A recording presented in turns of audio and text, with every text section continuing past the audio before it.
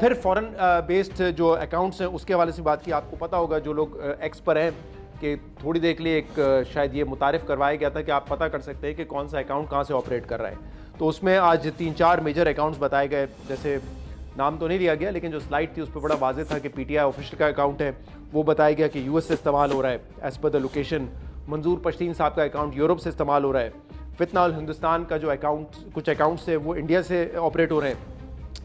हरबिया मरी का जो अकाउंट है वो यूके से इस्तेमाल हो रहा है। महारंग बलोच का जो एक्स अकाउंट है वो सिंगापुर से इस्तेमाल हो रहा है। तो इस पर सवाल किया गया। बाद में किसी ने एक सवाल में ये भी किया कि कितना रिलायबल है ये कहना कि ये जो लोकेशंस बताई जा रही हैं ये दुरुस्त है या नहीं है।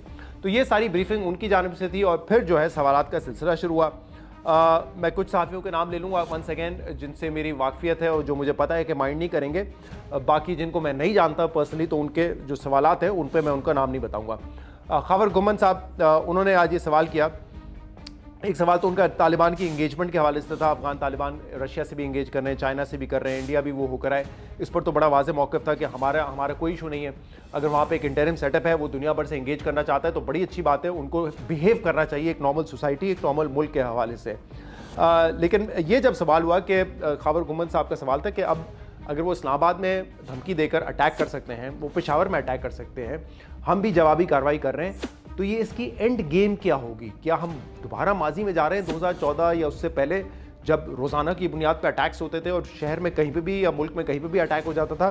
तो इस पर DGISPR ने कहा कि देखिए जो एंड स्टेट की आपने बात की तो हक और बातिल पर हमेशा जो है वो हक ही जो है वो गालिब आता है और ये अल्लाह का कानून है। तो इंशाल्लाह पाकिस्तान की जो कौम है उन्होंने पहले भी रिजॉल्व दिखाया था, आइंदा भी दिखाएंगे, लेकिन ज़रूरत इस बात की है कि हम सब वन पेज पर यूनाइट हों।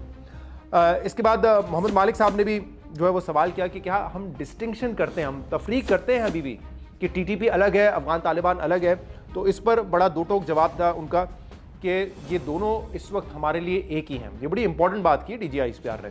उन्होंने कहा जिस तरीके से इस वक्त TTP पाकिस्तान के ख़िलाफ़ कार्रवाइयाँ कर रहा है और अफ़गान तालिबान जिस तरह उनको सपोर्ट कर रहे हैं, उनको रोक नहीं रहे, तो पाकिस्तान के लिए ये दोनों एक ही हैं।